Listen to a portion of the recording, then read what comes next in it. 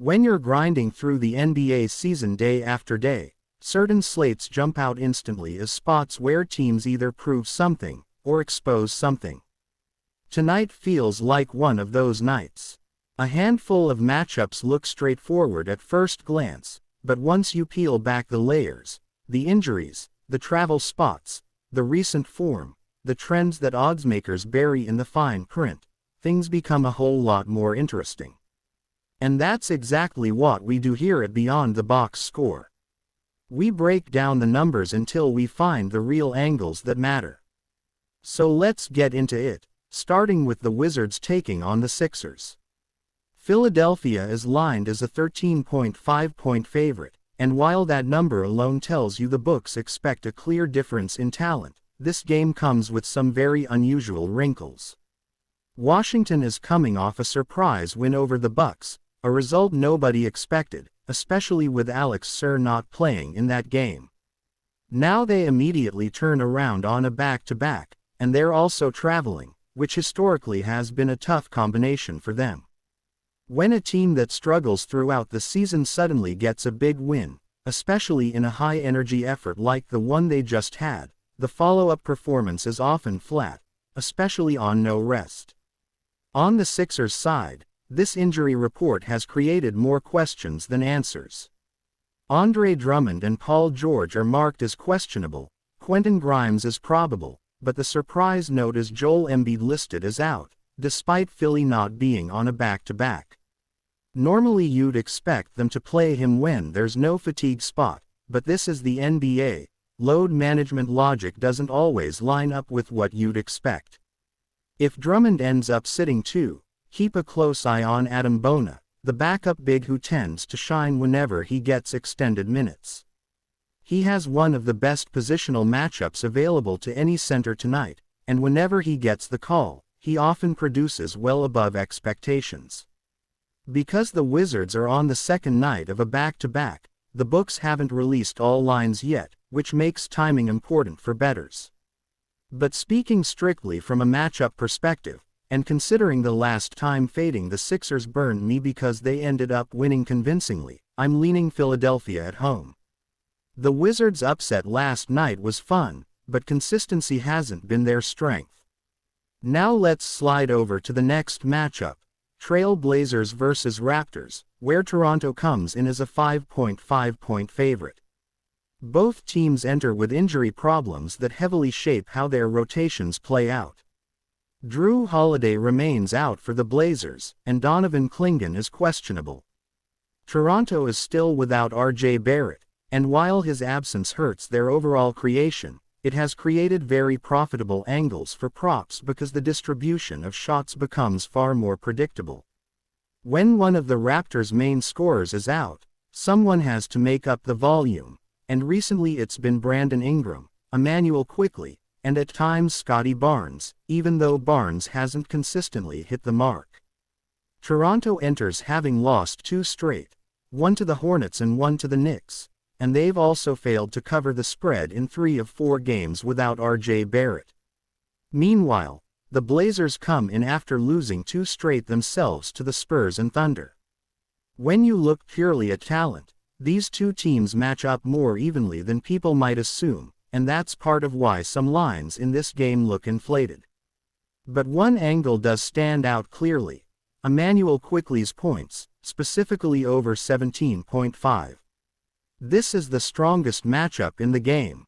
The Blazers have given up the most points to point guards over the past month, and with Barrett out, Quickley's volume jumps dramatically. He's averaging 17 shots per game without R.J. Barrett. He has covered in 50% of those situations, and he's covered 3 out of 4 with Barrett sidelined. If you want more cushion, you could drop the line to 15, but the matchup strongly favors him at his posted number. Of all the props in this matchup, this one is the clearest and cleanest. The rest of the board is messy. Deni Avdia's lines are inflated. Shaedon Sharpe is seeing inconsistent minutes coming off the bench. Jeremy Grant has been hit or miss. Portland just isn't offering many reliable angles at the moment. Toronto hasn't been dominant without Barrett, but they're better at home, and with both teams stacked evenly talent-wise, I still lean Raptors at home. 5.5 might end up being too high if the game stays close, but at this moment, Toronto has the slightly more stable structure. Next up, Grizzlies vs Spurs, with San Antonio listed as a 5.5-point favorite. Memphis has Jock Landale questionable and Ja Morant still out, while the Spurs will be missing both Wembanyama and Stephon Castle. These absences instantly change the pace and style the Spurs play with. Without Morant, the Grizzlies have quietly been one of the best cover teams in the league recently, covering 5 of their last 6 games. The Spurs, meanwhile, have covered 5 of their last 7, and one of those was a win over Memphis on November 18 where they won 111-101. This is also a prime matchup for De'Aaron Fox, because the Grizzlies give up the third most points to the point guard position. Fox scored 26 against them the last time they played, and with Castle and Wembanyama out, he's already covered 5 of his last 6 games. He tends to barely sneak over the number sometimes, so if you want a little safety bump, you can drop the line, but the matchup is extremely favorable. I also like rookie Dylan Harper, who started hot, got injured, returned with limited minutes in his first game back, and has been covering consistently ever since. He has gone over in 8 of 9 games, and now that his minutes are climbing again, he fits perfectly with this Memphis team's uptempo tendencies. For rebound props, Zach Edey has been a force lately. Ignore the Denver game where he got hurt, he left after just 6 minutes. Outside of that, he's averaging 16.5 rebounds over his last 4. He had 11 rebounds the last time he played the Spurs while on a 25-minute limit, and now that he's playing around 30 minutes, it's logical to expect 1 or 2 more rebounds. And before leaving this matchup, there's one more Spurs angle worth highlighting. Keldon Johnson, coming off the bench, hitting 100% of his points plus rebounds line at 19.5 whenever Wembanyama and Castle are both out. He quietly contributes in both categories. He had 18 points and 7 rebounds against the Grizzlies earlier in the year, and with the same absences, he remains one of the most dependable plays for San Antonio. As for the lean, both teams have been competitive, but with this one in San Antonio, I'm leaning the Spurs at home. They've played well lately, their role players step up when their stars sit, and home court should provide just enough of an edge. And that gets us through the third matchup of the slate. If you're here enjoying the breakdowns every day, make sure you hit that like button, it really helps keep the channel growing. The night's slate brings a mix of defensive battles, difficult matchups, and a few spots where certain players can still rise above the grind, and the first game that really stands out is the Knicks vs Celtics. Whenever these two go at it, you know you're getting a high IQ, high-effort chess match, and with the Knicks actually coming in as 1.5-point favorites on the road, it immediately creates a layer of intrigue because Boston rarely finds itself as a home underdog or even near pick-em territory. Both teams have been incredibly reliable against the spread lately, each covering their last 4, and both sit inside the top 5 defensively, which already tells you what kind of game you're dealing with. This isn't shaping up to be a shootout or a free-flowing offensive showcase. Instead, it's one of those grind-it-out matchups where every possession feels like a small battle. The Knicks come in without any new significant injuries, which is a relief because they've had enough stretches this season where depth became a concern. For the Celtics, Derek White is listed as probable, and his return from injury is important because his presence changes how Boston rotates their backcourt and redistributes offensive responsibility. When both these defenses are locked in, you can sense early that props become inconsistent because shot quality and pace drop, and that's exactly what makes this matchup difficult to cap from a props standpoint. Still, certain players manage to cut through defensive matchups because their game is built for this exact environment, and that brings us to Jalen Brunson. Instead of isolating just his points, the smarter angle here has been his points plus rebounds, because including the rebounds slightly bumps the hit rate without changing the nature of the bet. He had 31 points and 3 rebounds the last time these teams met earlier this year, and he's only missed this combined line in 4 games all season, 3 of those misses coming in blowouts where his minutes dropped. This is the type of matchup Brunson gravitates toward because he loves volume, he embraces physical games, and he rarely shies away from taking over when scoring is tough for everyone else on the floor. Even when defenses load up on him, he finds ways to stay productive, and that's why this angle still holds value. As for New York's defensive soft spot, it's been their issues giving up threes. That becomes a problem specifically in Boston, where the Celtics feed off the energy of a crowd that ignites every time they string together multiple threes.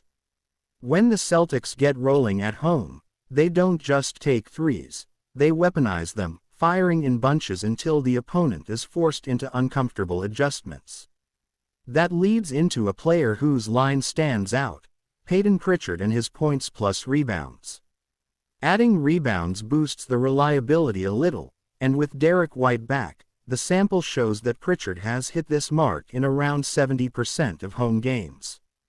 He started the season shooting poorly from deep and barely taking threes because of that slump, but his confidence has risen significantly since then, and when his confidence is high, it's genuinely high, and when it dips fast. Right now, he's firmly in the confident stretch. Even though his massive game came with Derek White out, the role and opportunity don't disappear, they just normalize. And in Boston, normalization still means enough touches and rhythm to make this prop viable. He's one of those players who becomes noticeably more effective in front of the home crowd. And even though this is a tough matchup overall, he's not someone I'd fade here. In terms of the side, it's a difficult game for a lean because the Knicks bring defensive grit, but Boston at home is always dangerous because of their defensive rotations, physicality, and energy from the crowd. So the lean stays with the Celtics at home. Moving on to the Timberwolves vs Pelicans matchup, Minnesota sits as 9.5-point favorites, and while that number looks heavy on paper, the Pelicans have quietly covered 6 of their last 8. They've been competitive despite large spreads because Zion Williamson consistently keeps them in games with his ability to create advantages out of nothing, and Trey Murphy has been another player capable of contributing enough to prevent complete collapses. The Wolves, meanwhile, haven't covered in 5 of their last 8, which creates an interesting dynamic because Minnesota is fully healthy right now, no new injuries at all. For the Pelicans, Trey Murphy is questionable, and that becomes the biggest variable influencing this matchup. Herb Jones and Jordan P. remain out, which affects their rotations, defensive matchups, and overall rebounding structure. This leads directly into one of the most reliable angles recently, Saddiq Bey and his rebounding production. Earlier, his double-double cashed in a big way, and he's averaging 10.5 rebounds per game in 5 straight games with Herb Jones out. That's legitimate volume and consistency. Minnesota is middle of the league in rebounds allowed, and Bey just secured 11 boards against the Lakers, who are one of the toughest rebounding matchups in the NBA. If he can do that against the Lakers, this matchup becomes more manageable, not soft, but noticeably softer than a top-tier rebounding defense. His double-double sits at plus 575, which remains appealing considering the role, the minutes, and the recent production. Even single ladder bets on his rebounds up to 10 or so make sense. Even if he lands at 9, the structure of the ladder often creates a scenario where you still profit. His line simply hasn't been adjusted upward to reflect what his role has become. And it's not just the rebounding, he's been consistently scoring around 20 per game during this stretch as well. If Trey Murphy ends up being out, then Bey's minutes climb even further, from 34 minutes per game into the high 30s, possibly close to 40 in a competitive game. The Pelicans need him on the floor, and the opportunity will be there. Minnesota's side of the equation brings us to another important matchup note, Anthony Edwards. This is the best matchup possible for shooting guards because the Pelicans allow the most points to that position. Edwards has been scorching hot, averaging 37 points per game over his last 5, and this matchup is built for him to continue that form unless the game becomes a blowout early and he loses fourth-quarter minutes. Ideally, the Pelicans keep this competitive long enough to force Edwards into staying aggressive deep into the game. The lean becomes situational. If Trey Murphy plays, New Orleans has a better chance of staying within 10 and making this competitive. If he's out, Minnesota probably pulls away and covers the number. As of now, the lean favors the Timberwolves because they're healthy and bring more stability. In the final matchup, the Thunder face the Warriors, with Oklahoma City sitting as 11.5-point favorites. The Thunder lose Isaiah Hartenstein for the next 2 weeks, while the Warriors will be without Steph Curry. Jimmy Butler is questionable, Draymond Green is probable, and Golden State just signed Seth Curry. Many fans buying tickets may simply see S. Curry listed and assume they're getting Steph, only to be let down when they realize it's Seth instead. The Thunder blew out the Warriors on November 11th, and Oklahoma City has been so locked in that they continue rolling through teams even while dealing with injuries to major players. J-Dub deserves recognition here because his rebounds plus assists line continues to hit and still feels mispriced. He hasn't been on a minutes restriction, playing around 30 minutes, and he has hit this line in both matchups so far. Golden State allows the 7th most rebounds and sits middle of the league in assists allowed, creating a balanced opportunity for J-Dub to keep producing. The line likely rises as the season continues, but right now, it's still in a hittable zone. With the blowout potential here, certain overs become risky because the Warriors have inflated lines due to Steph being out. That leads to one under that actually holds value, Jimmy Butler. If he plays, he becomes the defensive focal point for the Thunder, and his production historically dips in these spots. He's gone over his line only once with Steph Curry out this season, when he had 24 points against one of the worst defenses in the Pelicans. That barely cleared his line, and now he faces the Thunder, who held him to 12 points in the last blowout. He's gone under in 74% of games this season and under in 89% of home games. Given the matchup and defensive attention, the under makes sense. The Thunder, as a team, continue looking like a machine, strong, consistent, and capable of dismantling opponents even while dealing with injuries. They look like they're on track to repeat deep playoff success, and there's still no clear challenger to disrupt their rhythm. With how they've been covering spreads and shutting down opposing stars, the lean remains with Oklahoma City again, especially with the likelihood that they ratchet up pressure on Butler if he plays. They've been too good, too efficient, too disciplined not to respect the trend. As for the closing notes, the conversation around lines continues in the community spaces, where discussions around basketball and football props remain active and free. Recent breakdowns included Trey Jones from the Bulls, who cashed his points, and Jay Huff from the Pacers, whose blocks ladder hit the plus money tiers at 2 and 3 blocks, even though the 4-block angle fell short. Kobe White was listed but didn't play. Luka Doncic's double-double also hit. Parlay of the day didn't land, with Cade Cunningham falling short despite having 8 assists and 8 rebounds, and the Pistons failing to beat the Hawks by 5 on a back-to-back. Sometimes the bets that make the most sense end up being the ones that don't come through, and that's part of the unpredictability of this game. Still, the parlays will continue, because the audience asks for them and they've become a staple piece of the routine. And with that, we wrap up today's breakdown. If you enjoyed this deep dive analysis and want more sharp insights every single day, make sure you're locked in with Beyond the Box Score. Hit the like button, subscribe, and turn on notifications so you never miss the next slate of predictions, breakdowns, and matchup reads. Thanks for watching, and I'll see you on the next one.